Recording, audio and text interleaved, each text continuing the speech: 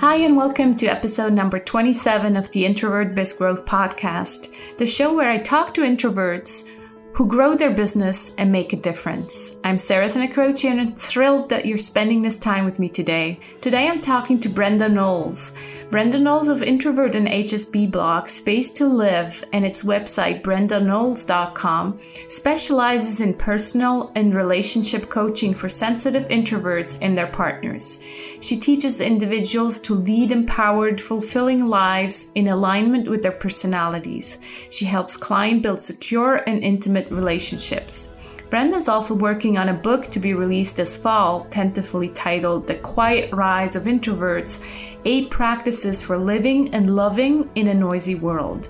It includes personal, relatable stories, guidance, and action steps for embracing the independent, introspective life of an introvert and the independent life of loving relationships.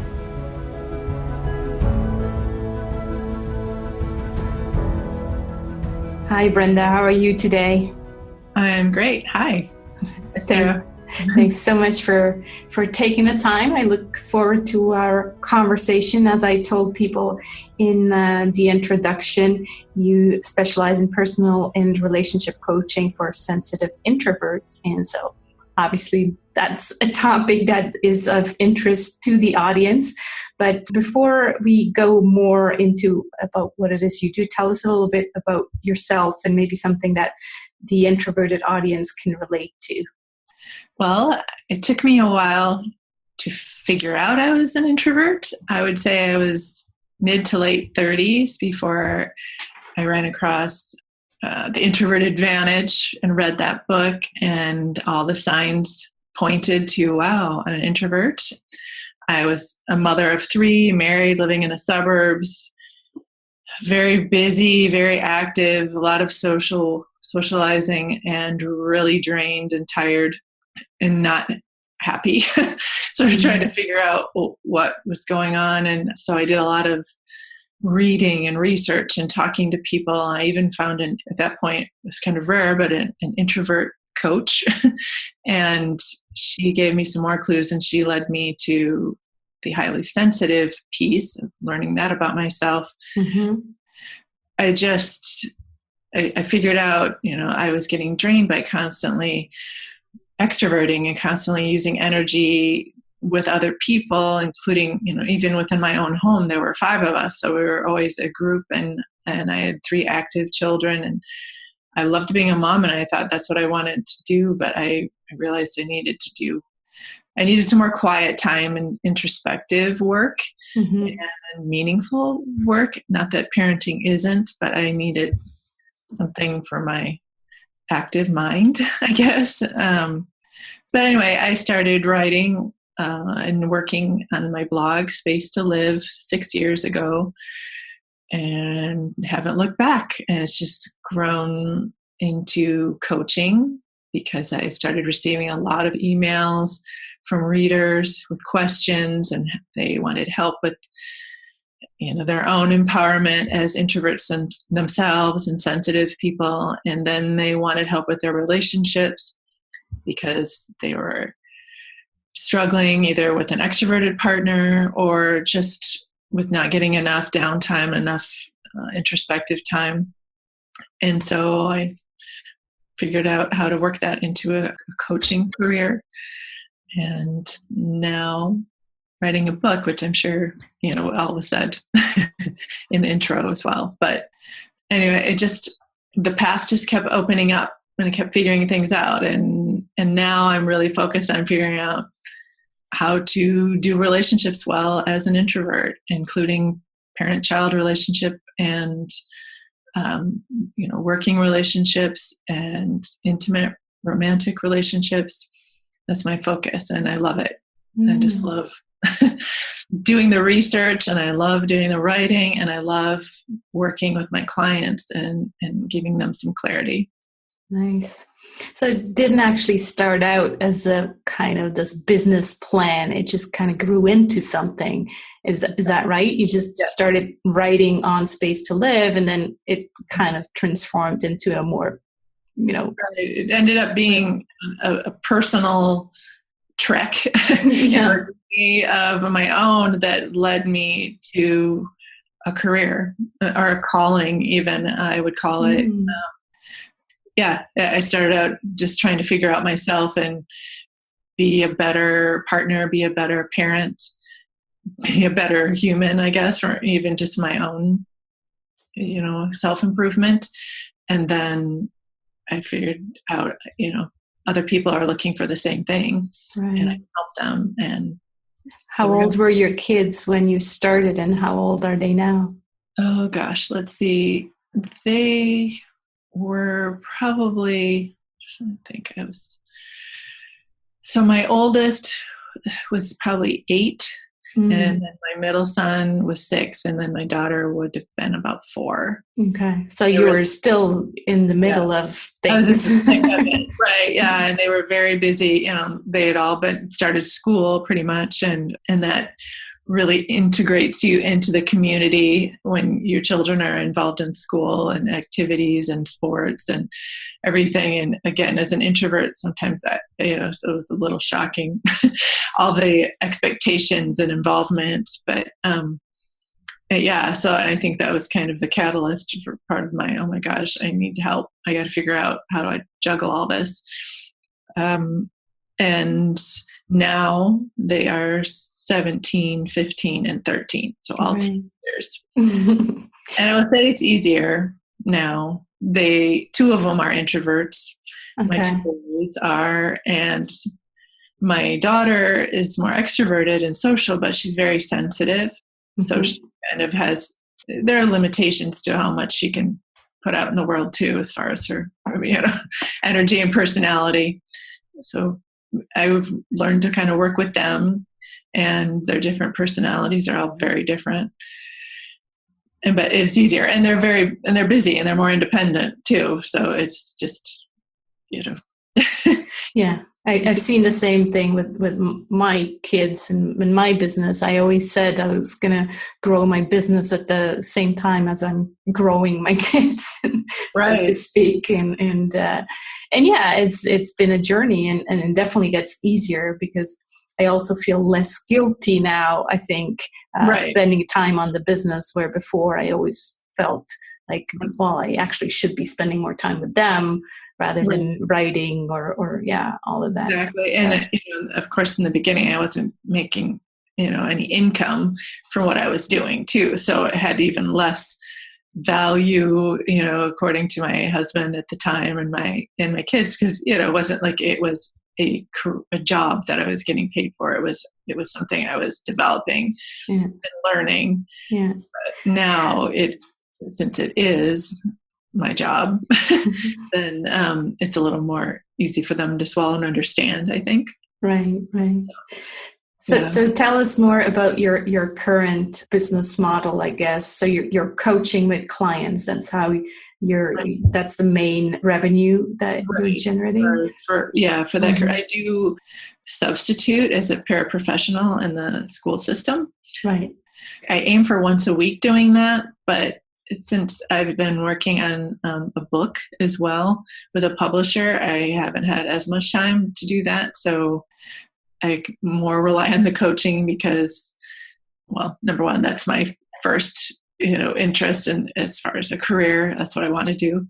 And then it's just time-wise, it's more practical and it's more lucrative, I'd say, but to do coaching than to work in the schools. So, but I do both. Both of them generate income, and hopefully the book will as well. Once it's done. So, do you only work with clients one-on-one because that's kind of what the introvert wants, or have you also experimented with group coaching? Not so much group, but I have worked with couples. So, 2 people at a time, and that seems to work pretty well. Generally, it seems like one is an introvert and the other one is an extrovert if I do couples. So that's kind of an interesting dynamic. But I would say primarily the majority of my work is with one person at a time. So that one-on-one ideal for introverts. Right. I could imagine that, I work with a lot of coaches on my LinkedIn business. And what I always hear is that, it's one thing to be a coach, and that's usually what people went out to be. But then they learn that, being a coach also means a lot of the marketing that needs to be put in place. And it's really not the same thing as running a business. Right. And so what was that journey like for you as an introvert, to put yourself out there as the introvert coach, but you still had to put yourself out there and do all this marketing and create buzz and all of that. So how was that like for you? It was a learning curve, definitely. I think initially when I started, I thought, oh my gosh, I have to be on every social media outlet. I need to be constantly posting updates to keep my face and name in front of everyone. And I mean, part of that is still true, but the more I do it, the more, the longer I coach and keep writing, the more I kind of have learned to focus on just doing high quality work as far as coaching and writing and doing my posts every week. I've learned to use schedulers for social media updates. I don't interact personally as much. I like I said, I do more posts and updates, but they're scheduled, and I am being honest. But I do see me doing a little more live tweeting, live Facebook work in the near future. As the book gets closer to being published, I will be doing that. In fact, I'm meeting with the marketing group at the publishing house next week, so I'll know more about that. But it was constantly needing to be out there at first was a challenge, because that is, I think, as introverts, we don't like being interrupted all the time. And when you have to do that constantly, it feels like interruptions. And I could go deep into my work. I'm writing, I'm reading and doing research and learning, or I'm working with a client specifically. I go very deep into the topics I'm working on, and then to constantly break free and do a tweet, do a Facebook post, do an Instagram is disruptive to the process. And I don't feel like I do as good of work. So I've kind of put limits on that. I'm reading a great book right now called Deep Work by Cal Newport, and basically affirms everything I just said. In order to do our concentrated deep work, we have to set aside blocks of time for that and not focus as much on, constant interruptions. And, we need to be able to limit distractions. And we do that by focusing on, in one part of the book, he calls them wildly important goals. Right. Things that we have a terrifying longing to do. And I would say the work that I do with my research and coaching and writing is something I have a longing for. And so I strategically market, collaborate with people like you, Sarah, people I find to be important and that I feel like have the same values, the same messages, or similar messages, not the same exactly. But I'm always seeking quality versus quantity. What's interesting, and I kind of giggled when you said it, is the whole thing about your upcoming book.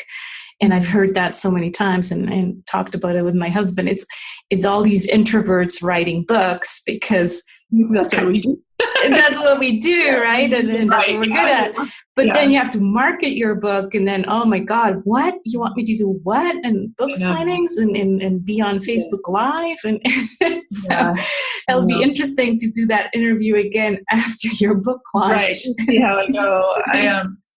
The thing that I think will save me is that I love what I'm writing about. Yeah. And I believe it will help people. And I think I just feel like a lot of people will be able to relate. And so when I get questioned about my writing, and even working with my editor, he'll ask me questions about what I send him, and I have answers. It's not hard for me to answer, because I know a lot of times as an introvert, if I have to answer off the cuff about something I'm not very familiar with, it's a struggle. Yeah. It's hard, and I feel like I get a blank, I get blank, and then I'm embarrassed and self-conscious. But with the topic that I'm covering, I don't feel that. I mean, something I've been really working on since I started Space to Live. And so it's familiar, and it's a lot about me and what I've learned over the last 6 years. So it's not that tricky. It's not like I'm being quizzed. It's like I'm saying what I know. Yeah, and you don't have to pretend to be right. I don't have to make somebody else. Yeah, I just have to get it out. Yeah, exactly. Mm-hmm. Okay, we talked about, I think you mentioned several times, your strengths as an introvert, which is, this focus. Do you want to share maybe a challenge that you see as an introverted entrepreneur, or maybe add, if it's not the focus that you were going to say as the strength, add something else to that? Okay, there are definitely, I have both. We definitely have weaknesses, but I would say a couple of things that I was going to mention besides the ability to concentrate and do deep work for a strength. I've really worked on self-discipline over the last few years. And I will say I learned some of that from my ex-husband and some other relationships I've been in, and also being a mom, where you do have to, parse your time very carefully. When I do have time to write during the day when my kids are at school, I have to knock it out. So I set mini goals for myself and then get to it. If I have a little extra time, I get done early, then I get to read. I get to do something I would like to do, and it might be research even for my current project, but that's fun for me. So I do that. And then I just am curious. I'm curious, and I love to relate to people. I really strive to do that. So that drives me, and that's a strength. Now, weaknesses, and there are a few of those too. I tend to take on too much because I see so many things that interest me, and I want to be a part of it. And I feel like it will be a good move, or it will be helpful. I'm drawn to something, different projects. Even taking and writing this book was kind of crazy, because I was just getting my coaching really rolling, and to do coaching and write a book and work the website and all that is kind of crazy. But it's for a short term, or for 4 months, and then I'm done, and then I have a book. So that's a goal I've always dreamed of. So I had to do it. But sometimes I take on too much, and then I let usually my personal people, like my kids or my significant other, they get set aside a little bit so I can finish my projects, and that's tough. And then I feel bad about that. So there's that, but then I also get overwhelmed and get anxious and stressed out and don't sleep well. So I think I just I'm getting better at figuring out what I can handle and leaving good blocks of time open so that I can work and do high quality work and get it done, and then still have time for my high quality relationships. Those are my main struggles and obstacles. It's just, and I think everybody kind of struggles with them, but I would agree that introverts, well, first of all, the curiosity has come up in quite a few conversations with guests on this podcast. So I dare to say that, curiosity is kind of an introverted trait. I'm sure there's extroverts with curiosity, but a lot of introverts have this really strong curiosity. Right. So that comes obviously with learning how to say no. You should look at my freebie on my website, sarahsenecroce.com.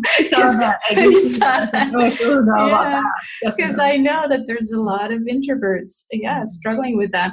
And I think it also has to do with the fact that not only are we curious, and that's why we want to do so many things, but we also, and that's where the highly sensitive thing comes in. I think we also have probably more empathy than others. Right. And so we feel bad saying no to certain things. Right. Is that true in your case? I agree. And I would say the thing that's helped me with some of that is, like I said, saying yes to only a few important, like really figuring out what's really important that I can say yes to, but then it's not as hard to say no. Yeah. Like another author said, you have to find your higher loves and your lower loves, because there are lots of things I love to do and want to learn more about and take on, but I have to figure out the highest ones and then say no to the lower ones. And that's what I'm working on. Right. So basically, what you're saying is you said yes to the book, and that just kind of takes over everything else now. And I think that makes sense, because I always think, those people who say there needs to be a balanced, work-life balance and all that. I don't think that's even possible. Right, exactly. It's almost impossible. And it takes a lot of energy to say no. Yeah. Especially when it involves other people wanting you to do things for them or with them. We can say no to tasks a little easier, I think. I can say no to laundry pretty easily. But someone else, a friend or a co-collaborator, somebody, it's hard to say no. And especially my children and my partner, it's hard to say no to them. But yeah, well, but again, they're in the top priority. Higher love, right? Yeah, the high love. Yeah, but it took some time to figure that out and how important that was and how I can, if I get them in a good place, then I'm in a good place too, and I work better. Yeah. I think what I'm learning right now as well is to put myself in that top place as well. And I have a lot of clients do that too. And I think this is part of my book, but working from, self-care and taking care of yourself and putting yourself in that top position sometimes, but then also learning how to be responsive to your top relationships as well. It is definitely tricky, but I've found that the more responsive I am with my people, I mean, you have to have some boundaries, then the more calm and the better work I can do, because I feel like things are settled, and things are good with my relationships. I'm able to do more personally and feel better about, free time. It's just, it isn't a balance. I will definitely say that. Sometimes I'm heavily relationship focused, and sometimes I'm heavily work focused, and sometimes I'm heavily free time focused, break time. It's just constant rotation. My last post last week kind of spoke to all of that. And the TV producer, Shonda Rhimes, has a quote where she just said, if I'm failing, if I'm succeeding in one area of work, she's a producer for Grey's Anatomy and a bunch of TV shows. And if I'm succeeding there, I'm failing at home. I'm missing my daughter's dance recital. I didn't make the Halloween costume. It's just always a trade-off. Exactly. So those people who say, search for the balance, I just don't know if that ever works, if it works for them even. Right. No, I think it's more of a just, it can't be all putting out fires, so you're just running from one thing to another, but really just take their turn. Well, maybe over the year it balances itself out again, right? Because you don't want to have it completely lopsided. Yeah, exactly. But it's hard to be balanced, I think. It's just on a day-to-day basis, no. But you're right, over the long run, it's more likely. All right, let's switch gears a little bit and talk about some resources. I call them the golden nuggets. Why don't you share a personal habit that you think that contributes to your success? Okay. Well, Mark Twain has a quote where he says, eat a live frog first thing in the morning and it'll be the worst thing you do all day, or something to that effect. And I take that to mean, I think he means do like the worst thing first and get it over with. But I kind of do the most important thing first in the morning, or I try to. I just get right to work. I don't dilly-dally, and I don't go onto social media or emails. I go right into my writing or right into an interview, right into coaching, whatever is very the most important thing. So that's one of my habits. I also consider sleep a vital thing. And I've just figured that out in the last few years, but I really aim for 8 hours every night. I mean, I will exercise so that I get better sleep. I'll make sure I get some time in sunlight so I get better sleep. I just know when I have slept well, the whole world is a better place.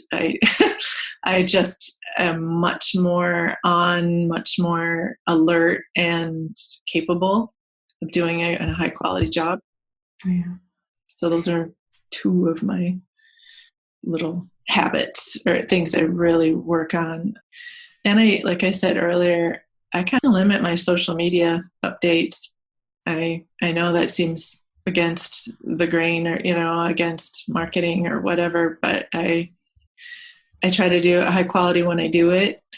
And I work it kind of in the periphery of my other work. I put social media on the edges of my day, maybe in the morning or later, or after I finished something else. I will use it a little bit, but it's just not a... Do you have an email list? I do, yeah, through my blog and stuff. And that's, I use that. Yeah, because that's where I'm the most comfortable is that's where I keep in touch with my community. Right. Everybody else is on Facebook and I just like to write. And so, writing goes with emails. And so. Right, exactly. And through my posts every week, every Friday, I feel like I keep in touch with my email list. Pretty well. That's my main interaction with them, with the readers there. Right.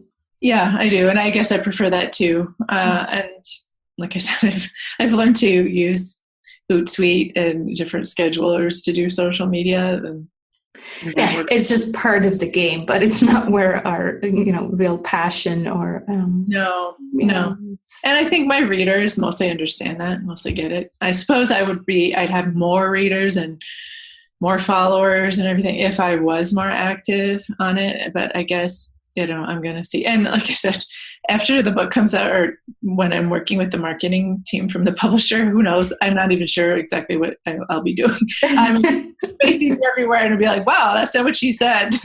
but we'll see. Yeah, I'm hoping it's not a huge, me having to be in front of everybody every 5 seconds. That will be tough.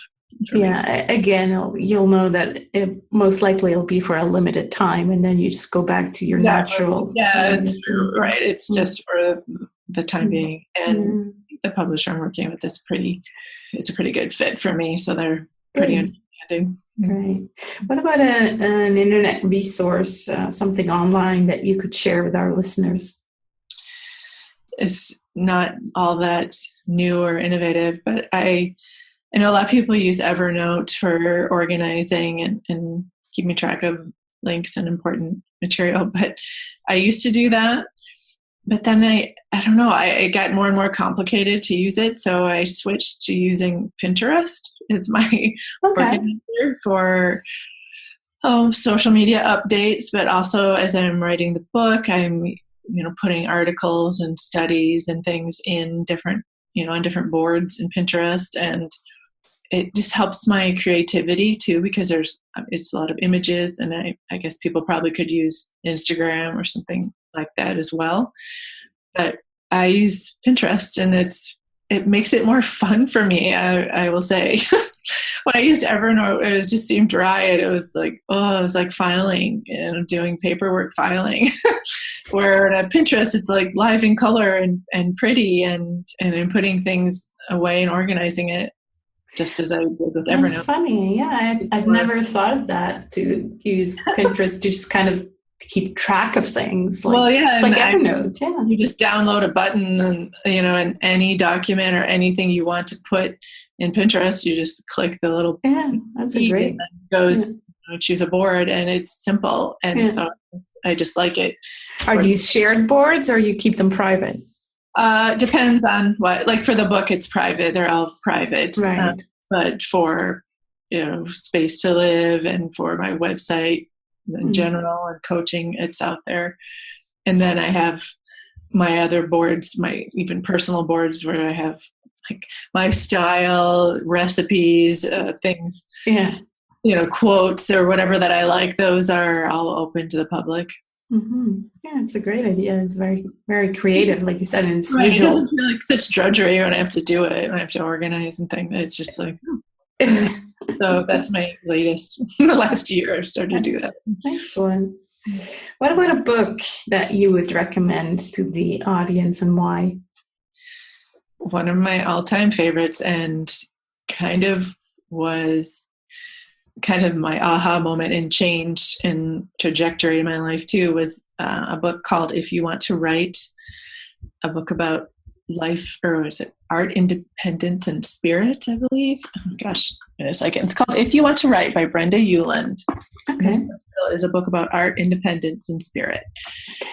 And I was looking for a book for a friend, a writer friend, for their birthday, and I came across it at the bookstore, and it made me think I could write. Basically, the message is everyone is interesting. Everyone has something to say. It's not about making things up as you write. Like I used to always think, well, writers are like fiction and novels, but obviously that's not what I do. And there is nonfiction, but it's not about making things up. It's about getting things down. That's Brenda Euland's message. And again, everyone can write and everyone's interesting if they're honest and they tell real details about their life and their story. It's interesting because no one's the same and you get a different perspective. But also she kind of validated that need for space and idle time, like to kind of daydream or take walks or spend a long time in the shower or drive by yourself with the radio on. All that kind of time that we feel like is being wasted or just leisure time, it's very valuable. That's when a lot of ideas seep in. That's when connections are made in our mind, and then we can write down these ideas and get them out there. And it was a game changer for me. So I always recommend it. And I want to say another writer, Guy Kawasaki, I think it's one of his favorite books too. And I was like, oh, really? Okay. Yeah, and I could be wrong, but I was thinking. And Guy is also an introvert. Right, exactly. And I think even though it's not for, if you want to write is not specifically for introverts, I think it gave me a lot of validation and affirmation about who I am through reading it. Through her story. And I then read Brenda Euland's biography, and I read other articles. She used to write for magazines, so I read a bunch of her articles, a compilation. So I feel like I got to really know her, the woman, as well. And I feel like we were definitely kindred spirits. So nice. I'll make sure I put that in the show notes and add it to my own reading list. Excellent. It's not all about writing either. I mean, it really is about, like it says, about art, independence, and spirit. It's about, what you have inside. Wonderful. Well, we're coming kind of to the end of this conversation. It's been great talking to you, Brenda. I always like to ask as the final question what you're grateful for today or this week or this month. Oh boy, lots of things. I would say right now, today, I'm grateful for just the calmness that I feel, especially among all my key relationships. Like I said, right now, everything is good with my kids. They're all very active. We've got a lot going on, choosing colleges for the oldest, and my daughter's in a history day project, and there's just things, but it's all going well. And I feel like I'm in tune with them and they're in tune with me, and we're on a good page. And the same thing with my boyfriend. We're doing well, in a good place. And that just gives me a sense of calm and a great place to work from. Nice. So, very grateful for that peace right now and that calm. Nice. And before the call started, you said it was snowing again in Minnesota. So maybe that just kind of adds to that peaceful quietness. The good thing about snow is it just makes everything quiet. It does. That buffer blanket of sound, it buffers all the sound, and it's just, I love it. Yeah, I love that too. Exactly, where spring is kind of like more, exciting. It's nice too, but it's like, let's do something. Yeah, those are good sounds too with the sunshine and everything. Yeah. But it's just quiet and cozy, and we can be inside and do our work. As introverts, pretty indoorsy. A lot of times, people like nature too, but I like doing my work inside. My reading and writing is perfect for that. Wonderful. Well, enjoy the snow while it lasts. And thanks so much for taking the time. It was a great pleasure talking to you, Brenda. You too. Thank you for asking me.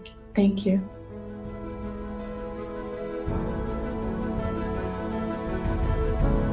Don't forget to visit Brenda's website at brendaKnowles.com. And she's also on Facebook at facebook.com/space to live. 2 with the number, so space, number 2, live. I also wanted to remind you that you can leave a comment or a testimonial on iTunes. That really helps the show getting noticed by other introverts. So it would really make my day if you clicked on the leave a review on iTunes and just added a quick message there saying that you're listening. If you're appreciating the show, that would really make my day. And I'll talk to you again in 2 weeks. I know it seems long, but time flies and pre-excitement is half the experience, isn't it? Talk soon. Bye-bye.